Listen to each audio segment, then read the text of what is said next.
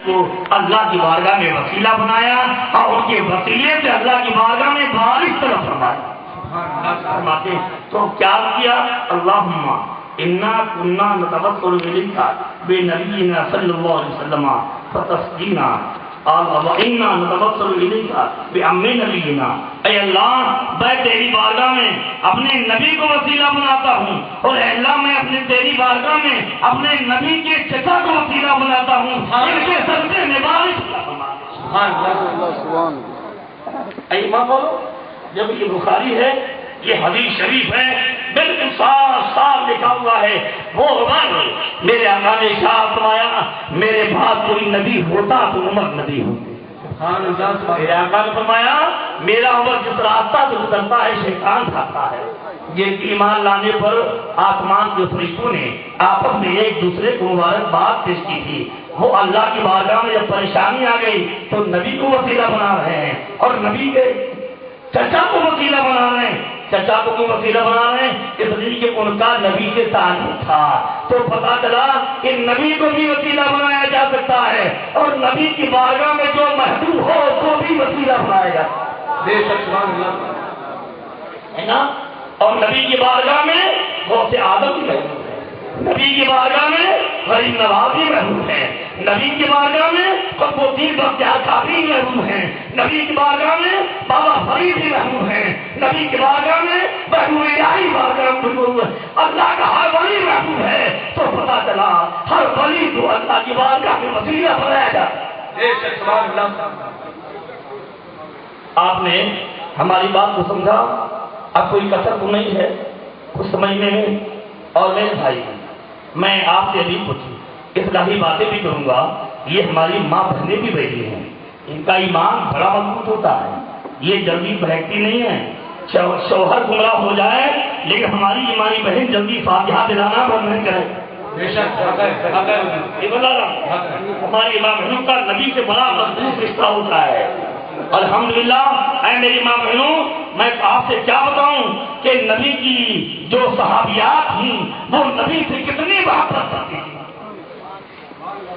میرے نبی ایک جنگ میں جا رہے تھے، ایک صحابیہ حاضر ہوئی، عرض کیا یا رسول اللہ میں بھی چلنا چاہتی ہوں۔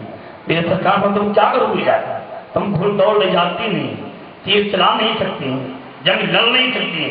کہا یا رسول اللہ میں جنگ کو نہیں لڑنے پاؤں گی، گھوڑا کو دوڑ نہیں جانتی ہوں، تیر چلانا نہیں جانتی ہوں، تلوار کے پیسے نہیں جانتی ہوں۔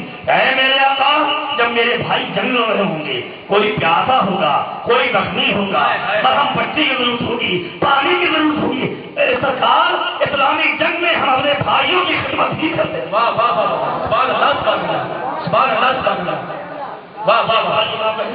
بہت قابل مبارکباد ہیں، اور اتنی قابل مبارکباد ہے، سنو اسلام لانے کے بعد سب سے پہلے اگر کوئی شہید ہوا ہے تو ایک عورت ہے جو نبی کی محبت میں شہید ہے۔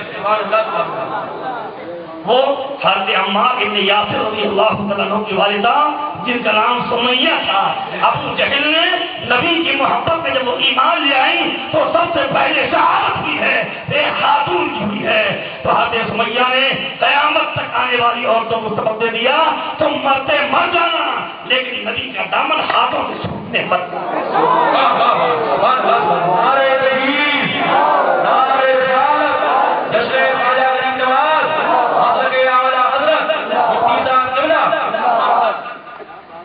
میری آپ سے گزارش ہے، اور میں میری ماں پر ایک بات اور میری بھی سننے آتی، سرکار کی صحابیہ ہیں حضرت ام خلاد رضی اللہ عنہا، جنگ میں آپ کے بیٹے شہید ہوئے، آپ کو پتا چلا، آپ چلیں اپنے بیٹے کو دیکھنے کے لیے، برقع ہوا، پورے پردے کا انتظام کیا۔ آج ہماری کسی بہن کا بیٹا شہید ہو جائے، بال کھولے اور روتی پیٹتی بھاگے، میرا بیٹی کی لاش فلاں سڑک پر پڑی ہوئی ہے، لیکن آپ نے پورے پردے کا اہتمام کیا، برقع ہوا کہ جسم کی کوئی پردہ کوئی حصہ بے پردہ نہ ہونے پائے۔ آپ وہاں تشریف لائے، جب لوگوں نے دیکھا تو کہا آپ کے بچے کا جنازہ پڑا ہوا ہے، آپ کو پردے کی ٹکٹ لگی ہوئی تھی۔ آپ نے ارشاد فرمایا سنو میں نے اپنا بیٹا کھویا ہے، اپنی شرم و حیا نہیں کھویا۔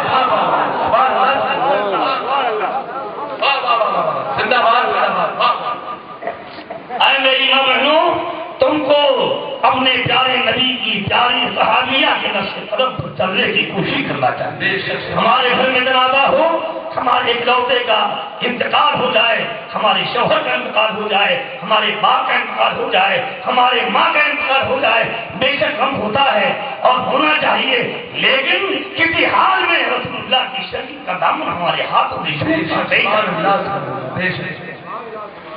ہمارا آئندہ تصور ہونا چاہیے کہ ہماری نماز نہ چھوٹنے پائے، ہمارا روزہ نہ چھوٹنے پائے، ہماری زکات نہ چھوٹنے پائے، ہماری جماعت نہ چھوٹنے پائے. ایک جملہ سن لو، نماز پڑھنا ضرور پڑھنا، لیکن وہی پڑھنا جو نبی پر سلام کرتا ہو. اگر نماز کو سلامت رکھنا چاہتے ہو تو سلام والوں کے پیچھے پڑھو. بہت اچھا ہے. اگر نماز کی عبادت کی سلام کی چاہتے ہو تو نماز، ارے میرے بھائی صحابہ کا عقیدہ یہی ہے جو میرے ابھی حاجی صاحب نے کہا تھا کہ جو نبی کا نہیں وہ ہمارا. آصف بھائی اچھا آصف رجبی بھائی، آصف بھائی صبح جو نبی کا نہیں وہ ہمارا نہیں، یہی رحمت کا عقیدہ تھا. دیکھو جب یہ بدر جب ختم ہو گئی اور آپ کی بیٹی عبد الرحمان ایمان لیا ہے، وہ ابو جہل کی لشکر میں تھے. کہاں ابا جان کل بدر کے میدان میں آپ کی گردن میری تلوار کے نیچے آ گئی تھی، اگر میں چاہتا تو گردن اڑا دیتا. پھر باپ ہونے کی وجہ سے چھوڑ دیا. صدیق اکبر نے فرمایا اے عبد الرحمان، اصل میں اس ذات کی جس کے قبضے میں میری جان ہے، تم نے مجھے اس لیے چھوڑ دیا تھا کہ میں تمہارا باپ تھا. اگر تمہاری گردن میری تلوار کے نیچے آ جاتی تو میں اپنی تلوار سے تمہاری گردن کو مار دیتا اور بیٹے کی محبت کو رسول اللہ کی محبت پر قربان. سبحان اللہ. میرے پیارے محترم، ٹائم کافی ہو رہا ہے اور میں اگر اجازت ہو تو میں 2-3 میرے پیارے محترم، یہ ہمارے پاس کتابیں رکھی ہیں. میں یہ چاہتا ہوں کہ آپ کی عقیدے کی حفاظت اس طرح ہو جائے. کچھ لوگوں نے یہ خیال کر لیا ہے کہ شاید چادر اور گاگر میں جھگڑا ہے. ارے میرے بھائی ایسا نہیں ہے، کوئی کبھی چادر نہ چڑھائے. اللہ کا بھائی ہماری آپ کی چادر کا محتاج نہیں. بے شک غریب نواز کے ہم محتاج ہیں، غریب نواز چادر کے محتاج نہیں ہیں. ان پر اللہ کی رحمت کی چادر، نبی کے کرم کی چادر ہر وقت تنگی ہوئی ہے نا. وہ ہماری چادر والوں کے محتاج نہیں ہے، وہ کبھی نہ چاہیے چادر چلانے. فاتحہ مدلائی جس کے مقدر میں ہوگا وہ کھائے گا، جس کے مقدر میں نہیں ہوگا نہیں کھائے گا. کبھی مت کھائیے، کبھی مت پکائیے، کھچڑا مت پکائیے، دلیا مت پکائیے. میں آپ سے کبھی جھگڑا نہیں کروں گا، لیکن ناجائز مت کریے. ناجائز مت کریے، اس لیے کہ ایک جائز کام ہے. مثلا گوشت کھانا ناجائز جائز ہے، اور کوئی نہ کھائے تو کوئی گناہ نہیں ہے نا. ٹھنڈا پانی پینا اچھا ہے، کوئی برف کا پانی نہ پیے تو کوئی گناہ نہیں ہے. لیکن کوئی یہ کہے کہ ٹھنڈا پانی پینا ناجائز ہے تو اب گناہ ہو جائے. اس لیے اللہ کے نبی نے جس چیز کو جائز کیا ہے کسی کو ناجائز کہنے کا کوئی اختیار نہیں. اور یہ عرفات الحسن اس شہر جھانسی میں پوری ذمہ داری سے اعلان کر رہا ہے کہ قرآن و حدیث سے دنیا کا کوئی ولی فاتحہ کو ناجائز و حرام ثابت کر نہیں سکتا. کوئی ثابت نہیں کر سکتا ہے. نہ قرآن نے ناجائز کہا ہے، نہ حدیث نے ناجائز کہا ہے، نہ صحابہ نے ناجائز کہا ہے. آج کل کے کسی مولوی کو ناجائز کہنے کا کوئی حق حاصل نہیں ہے. لیکن ہے میرے پیارے بھائی، مسئلہ حقیقت میں عقیدے کا. اللہ اس کے رسول کی بارگاہ شریف میں بے ادبی کا. کیونکہ کچھ لوگ ہلتے رہتے ایسے، ادھر بھی ہو جائے ادھر بھی ہو جائے. تو جو لوگ ہلتے ہیں میں ان کو مضبوط کرنا چاہتا ہوں اور میں ان کو سنا دینا چاہتا ہوں. یہ ایک کتاب ہے جس کا نام تقویت الایمان ہے، اور ہندوستان کا سب سے پہلا وہابی اسماعیل دہلوی اس نے کتاب کو لکھا ہے. میں کوئی غلط جملہ نہیں بولوں گا، گالی گلوچ نہیں کروں گا. کتاب میں جو لکھا ہے من وعن ویسا ہی پڑھ کے آپ کو سنا دیتا ہوں اور فیصلہ آپ کے ایمان پر چھوڑ دیتا ہوں. میں جج آپ کو بنا رہا حکم آپ کو بنا رہا ہوں. آپ اس کو سن لیجیے کہ ایک علماء دیوبند نے اپنی کتابوں میں اللہ اس کے رسول نے یہ لکھا ہے. پھر آپ کا جو ایمان فیصلہ کرے آپ دیکھیے وہ کیا فیصلہ کرتا ہے. یہ تقریباً ایمان ہے، مکتبہ خانوی دیوبند کی چھپی ہوئی ہے. اس کا صفحہ نمبر 13 پر لکھا ہوا ہے کہ یقین مانو ہر شخص وہ بڑے سے بڑا انسان ہو یا مقرب ترین فرشتہ. بڑے سے بڑا انسان تمام انبیاء انسان، حضرت موسیٰ انسان، حضرت عیسیٰ انسان، میرے نبی بھی انسان، اگرچہ ہماری طرح نہیں تھے لیکن میرے نبی بھی انسان. بڑا سے بڑا انسان یا مقرب ترین فرشتہ جبرائیل، میکائیل، اسرافیل، اسرائیل، یہ 4 مقرب ترین فرشتے کہلاتے ہیں. یا مقرب ترین فرشتہ اس کی حیثیت شان الوہیت کے مقابلے پر ایک چمار کی حیثیت سے بھی زیادہ ہے.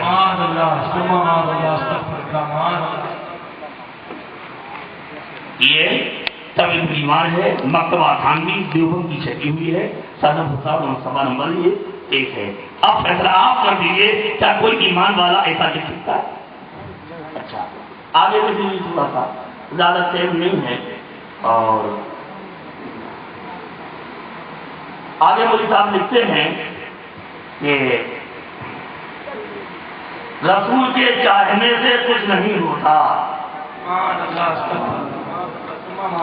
معاذ اللہ، رسول کے چاہنے سے کچھ نہیں ہوتا. یہی بخاری ہے. اللہ کے نبی خطبہ دے رہے تھے اور پانی نہیں برس رہا تھا. ایک صحابی آ گئے کہا یا رسول اللہ مال جانور ہلاک ہو رہے ہیں، کھیتیاں برباد ہو رہی ہیں، بارش نہیں ہو رہی ہے. اللہ کے نبی نے ہاتھ اٹھایا اور ہاتھ اٹھانا تھا اسی بخاری میں ہے کہ پیغمبر منبر سے اترے نہیں تھے اور گھٹائیں آئیں، پانی برسا. پیغمبر کی داڑھی شریف سے منبر سے اترتے وقت پانی کے قطرات ٹپک رہے تھے. سارے ہفتہ برستا رہا.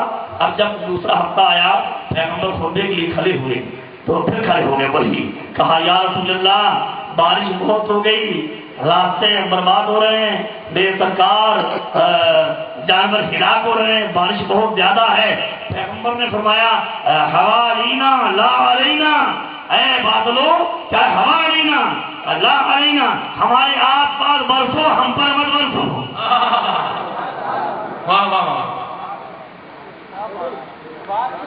ولا علینا ہم پر مت برسو آس پاس برسو. تو تاریخ بتاتی ہے کہ وہ ایک گول دائرے میں سارے مدینے کی خطہ کھل گیا تھا اور مدینے کے باہر سے جو بھی آ رہا تھا وہ بارش کے پانی برسنے کی خبر دے رہا. دیکھا جو نبی نے چاہا وہی خدا نے چاہا. اور یہ مولوی صاحب دیکھتے ہیں کہ رسول اللہ کے چاہنے سے کچھ نہیں ہوتا. کیا کوئی ایمان والا ایسا جملہ اپنی کتابوں میں لکھے گا؟ ان کا عقیدہ یہ ہے. اور جو میرے بھائی ابھی سیدھے سادے ہیں ان کو خبر نہیں ہے، میرا یہ پیغام ان تک پہنچانے کی آپ ذرا کوشش بھی کریں. پڑھیں درود شریف ذرا.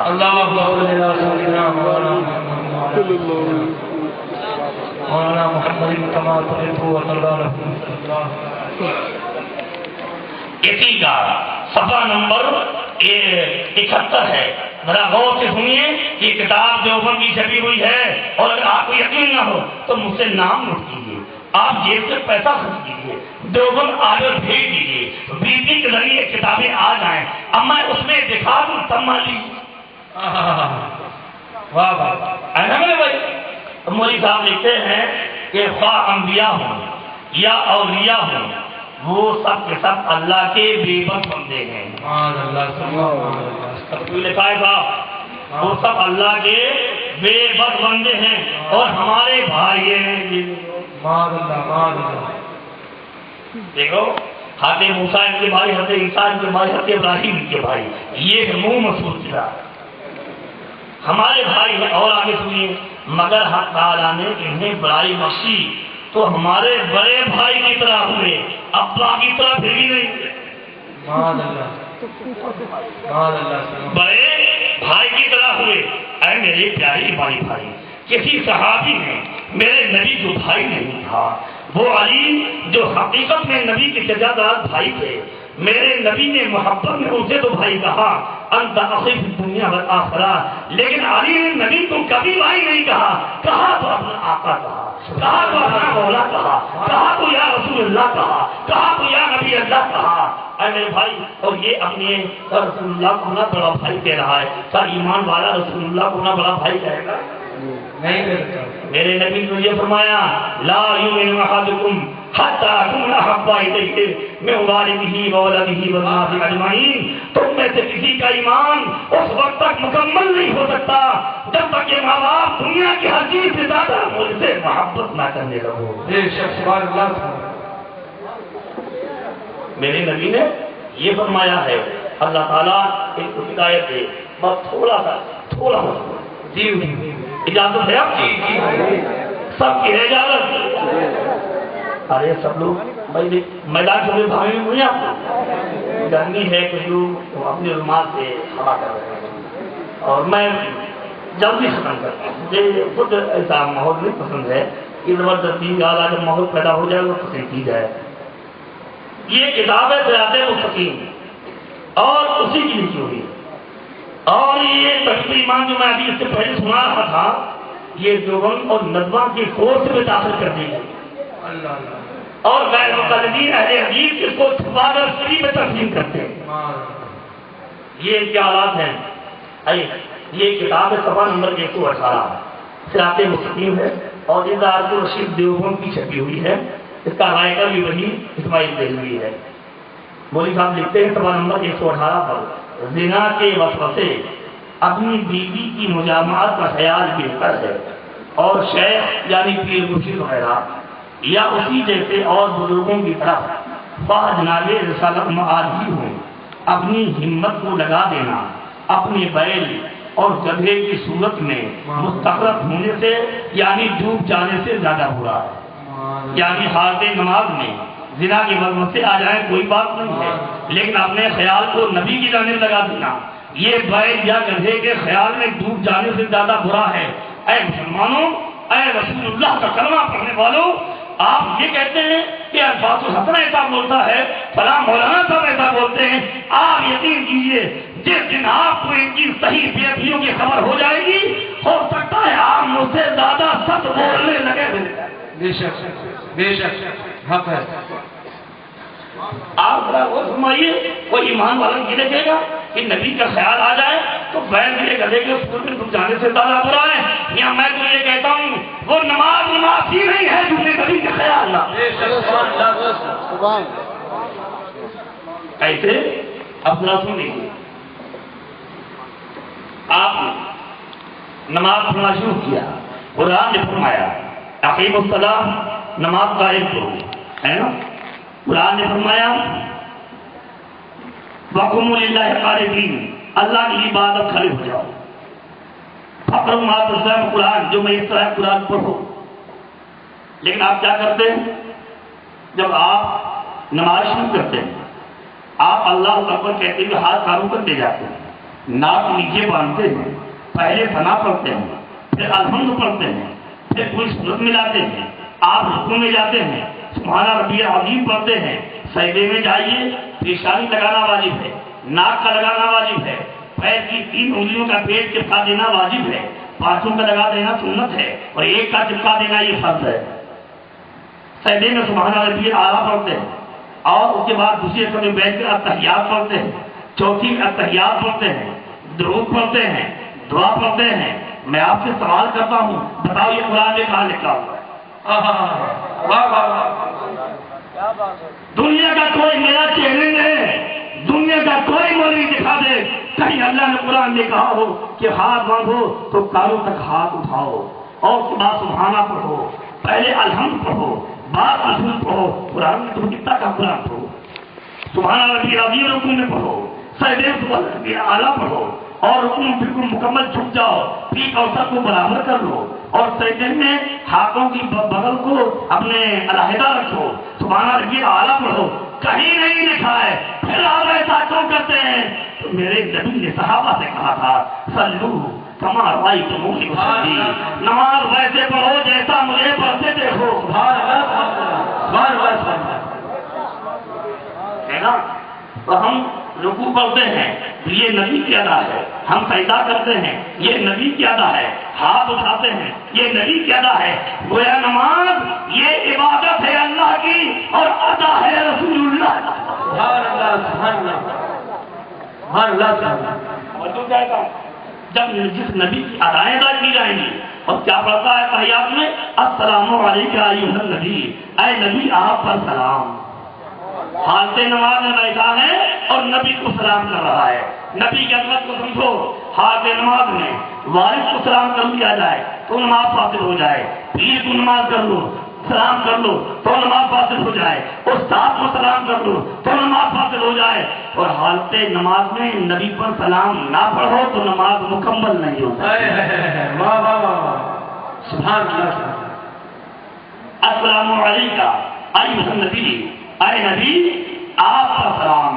تو یہ کیا کہہ رہا ہے کہ نبی کا خیال آ جانا یہ بیٹھ یا گدھے کے خیال میں ڈوب جانے سے زیادہ برا ہے۔ کیا کوئی ایمان والا ایسا جملہ لکھ سکتا ہے؟ بولو نا میرے بھائی۔ میاں ریاضت نام ہے تیری گلی میں آنے جانے کا، ریاضت نام ہے تیری گلی میں آنے جانے کا، تصور میں تیرے رہنا عبادت اس کو کہتے ہیں۔ سبحان اللہ سبحان اللہ واہ واہ۔ یہ آپ نے سمجھ لیا؟ اچھا، اور میں اس کی بات بند کر دوں گا، آپ پریشان ہو گئے، ہم زبردستی سنائیں نہیں ہو رہے ہیں پریشان۔